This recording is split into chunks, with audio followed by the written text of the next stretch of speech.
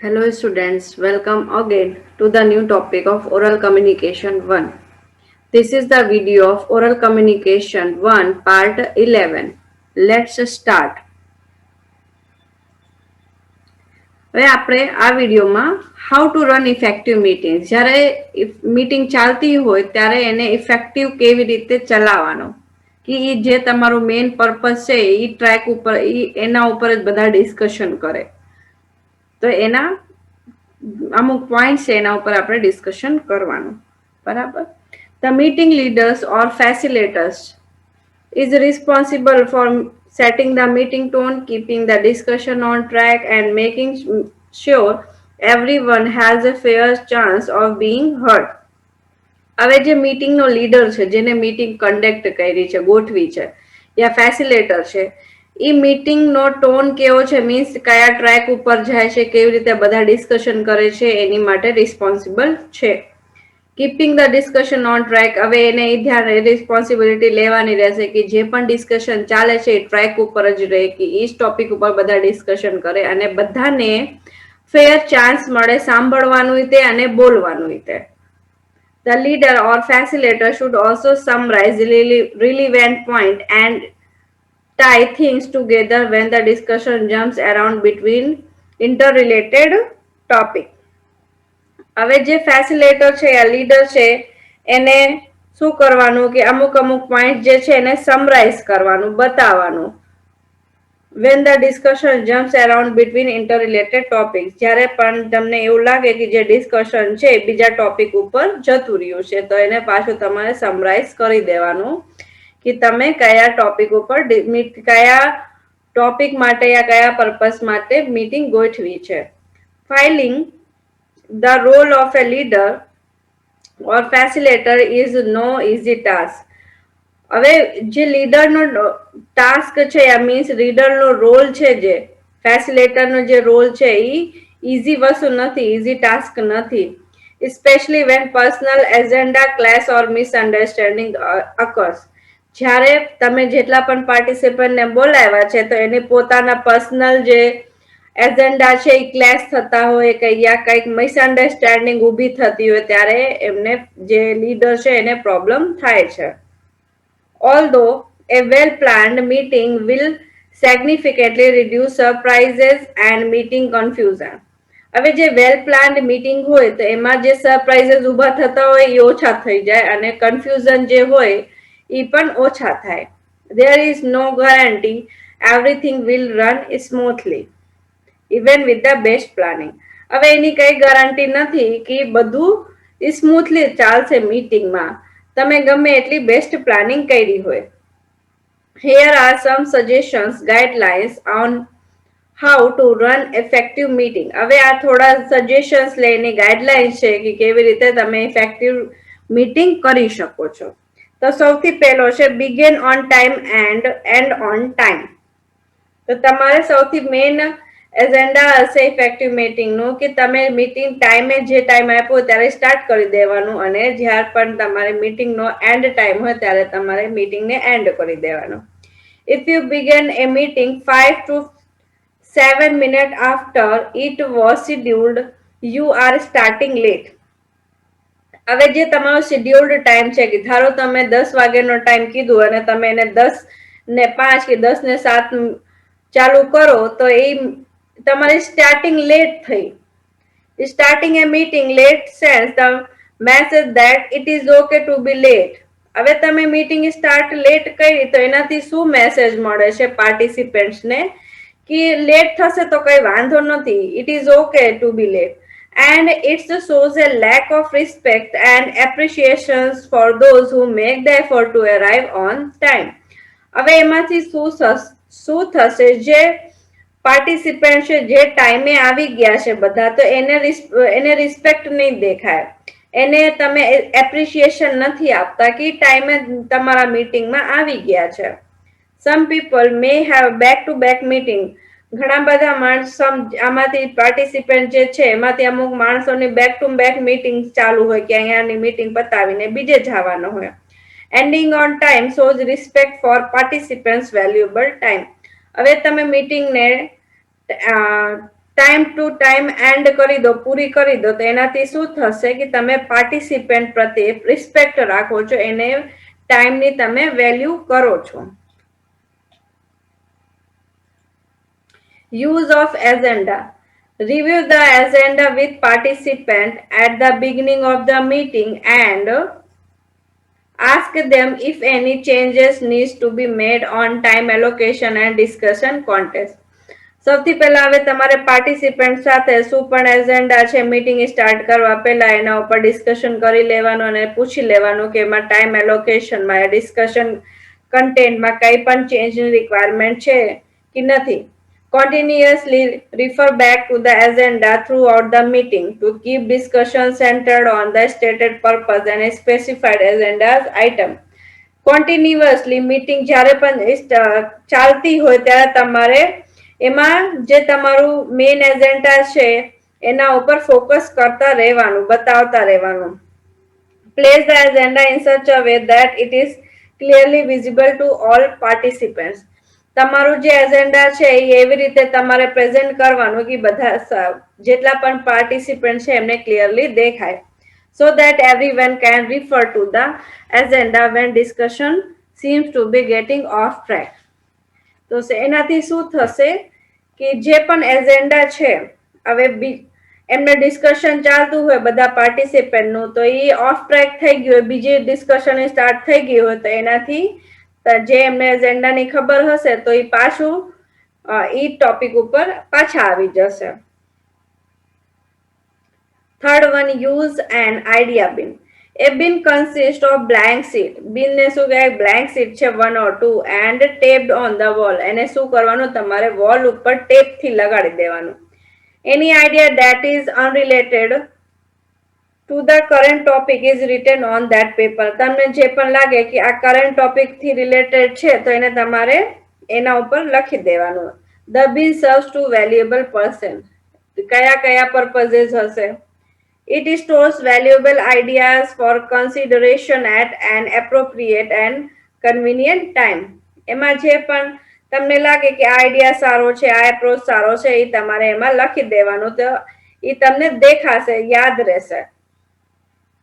એમાં બધું સ્ટોર થતું જાય છે, કેમ કે એક આઈડિયા તો હશે ને મીટિંગમાં ડિસ્કશનમાં કેટલા બધા એવી રીતના આઈડિયાઝ નીકળે છે. It allows discussion to stay focused on the agenda topic. અને એના ઉપરથી તમે એ કરી શકો કે જે ડિસ્કશન ચાલે છે, જે પણ પાર્ટિસિપન્ટ છે એ બધા એજન્ડા ઉપર, એજન્ડાના ટોપિક ઉપર તે ફોકસ કરે. Using the bin is an effective way to keep discussion focused and it helps people hold on to their thoughts and ideas without being disruptive to the meeting. હવે using બિનનો use કરીને શું થાય છે, તમે effective meeting કરી શકો છો. કેવી રીતે? એનાથી જે પાર્ટિસિપન્ટ છે એનું ડિસ્કશન ફોકસ્ડ રહેશે, જે પણ એજન્ડાનું ટોપિક છે, બરાબર. એન્ડ પીપલના જે આઈડિયાઝ છે, થોટ્સ છે, એ બધા હોલ્ડ કરીને રાખે છે, એ ટોપિક ઉપર જ ડિસ્કશન કરે છે, બીજી કઈ વાત કરતા નથી, બીજા ટ્રેક ઉપર જતા નથી. Explain the use of the bin at the beginning of the meeting. અને આનો જે bin નો યુઝ તમે કરવાના છો એ તમારે મીટિંગ સ્ટાર્ટ થાય એની પહેલા બતાવી દેવાનું. During the meeting, the team leader or the facilitator should record bin items as they come up. અને જે ટીમ લીડર છે, આ ફેસિલેટર છે, એમાં લખવાનું, એને રેકોર્ડ કરવાનું જે પણ બિન આઇટમ્સ હોય અને મીટિંગમાંથી નીકળી હોય. All participants should record their own bin items when they feel discussed in getting off track. અને પાર્ટિસિપન્ટ પણ એ કરી શકે છે, જ્યારે પણ ડિસ્કશન કરતા ઓફ ટ્રેક ઉપર જાય છે તો એ પણ એમાં લખી શકે છે. જે પણ તમારે આનાથી રિલેટેડ ટોપિક નો હોય, એજન્ડા ટોપિક થી રિલેટેડ કઈક ડિસ્કશન નો ચાલતું હોય તો એ તમારે બિનમાં લખી દેવાનું, બરાબર. Fourth one is stabilize and use ground rule. Ground rules are explicit rule that the group agrees to follow up to help them facilitate productive discussion. જે ગ્રાઉન્ડ રૂલ્સ છે મીન્સ જ્યારે પણ તમે ડિસ્કશન મીટિંગ સ્ટાર્ટ કરો, discussion તમારું start કરો, ત્યારે તમારે અમુક રૂલ્સ બનાવી લેવાનું કે જેનાથી બધા એગ્રી હોય. Whether the group formulate the ground rules or the meeting's leader facilitator present them, all group members should reach a consensus on following the ground rules. હવે જે લીડર છે યા ફેસિલેટર છે તો એને શું જે મીટિંગ કન્ડક્ટ કરે છે તો એને ગ્રાઉન્ડ રૂલ્સ બધા ગ્રુપ મેમ્બર્સને બતાવી દેવાનું કે આ તમારે ગ્રાઉન્ડ રૂલ્સ ફોલો અપ કરવાના રહેશે. The ground rules should be written down on a paper and taped to the wall for everyone to see. હવે તમારે શું કરવાનું, ગ્રાઉન્ડ રૂલ્સ ને એક પેપર ઉપર લખી દેવાનું અને વોલ ઉપર લગાડી દેવાનું, જેનાથી બધા એને જોઈ શકે. Ground rules lay out the expectations of the way things should be done at meeting.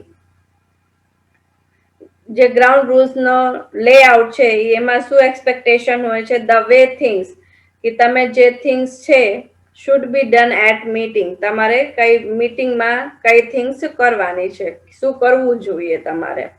Ground rules are used two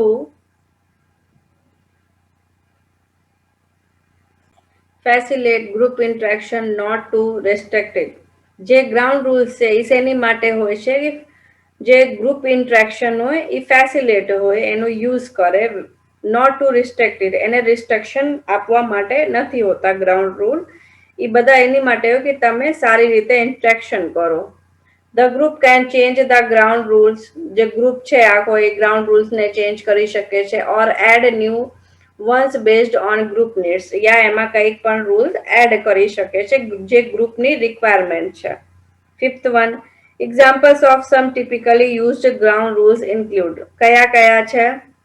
એરાઇવ્સ and start on time, કે તમે ટાઈમે પહોંચી જાઓ અને મીટિંગને ટાઈમે સ્ટાર્ટ કરી દો. સ્ટ્રિક ટુ ધ એજન્ડા, એજન્ડાનો જે ટોપિક હોય એના ઉપર ડિસ્કશન કરવાનું. એવરીવન પાર્ટિસિપેટ, બધાને પાર્ટિસિપેટ કરવાનું એમાં. Be realistic when accepting follow up task, જ્યારે પણ તમે એક્સેપ્ટ કરો છો કંઈ પણ ટાસ્કને ફોલો અપ કરો છો તો એને રિયલિસ્ટિક કરવાનું, બધું સાચી રીતે એક્સેપ્ટ કરવાનું. રિસ્પેક્ટ ડિફરન્ટ વ્યૂ પોઈન્ટ્સ, બધાને જે અલગ અલગ વ્યૂ પોઈન્ટ છે બધા માણસોને એને રિસ્પેક્ટ આપવાની. Share responsibility for following the ground rules, હવે બધાને રિસ્પોન્સિબિલિટી કરવાની, જેનાથી રિસ્પોન્સિબિલિટી લેવાની, ગ્રાઉન્ડ રૂલ ને બધા ફોલો કરે.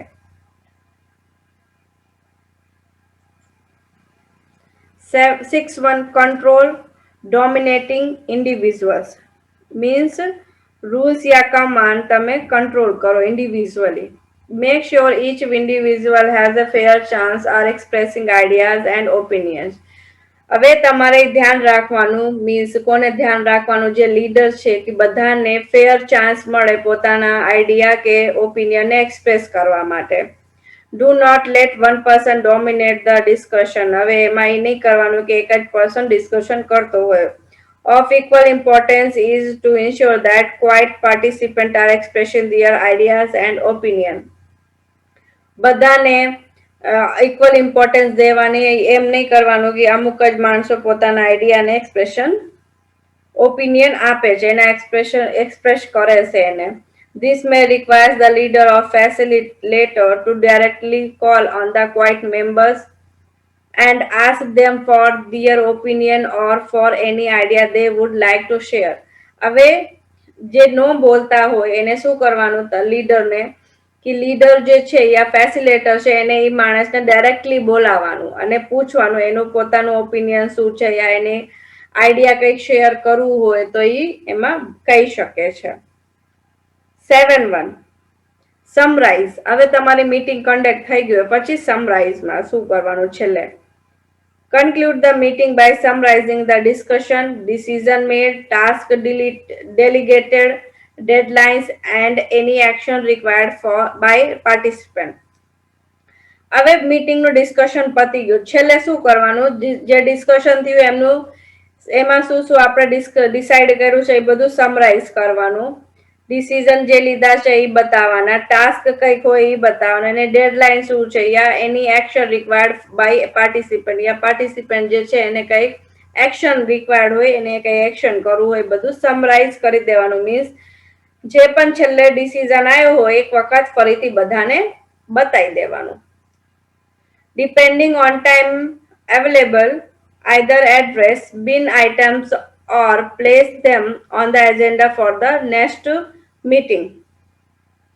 હવે જે એડ્રેસ છે આ બિન આઇટમ છે તમારે બરાબર or place them on the agenda for the next meeting. તમારે નેક્સ્ટ મીટિંગ માટે એને રાખવાનું. Include in the summary any review plans for follow-up or the need to schedule any succeeding meeting. હવે જ્યારે તમારે સમરી થઈ ગઈ હોય એની રિવ્યુ પ્લાન્સ હોય તમારે તો એનાથી હવે આગળ તમારે શું કરવાનું કે એના ઉપરથી તમે ડિસાઇડ કરી શકો છો કે આગળ મીટિંગની તમારી રિક્વાયરમેન્ટ છે યા શેડ્યુલ કરવાની હોય એ પણ એમાં ડિસ્કશન કરી શકો છો. It is for easier to schedule the next meeting while everyone is at the table then it is to wait and contact each participant individually.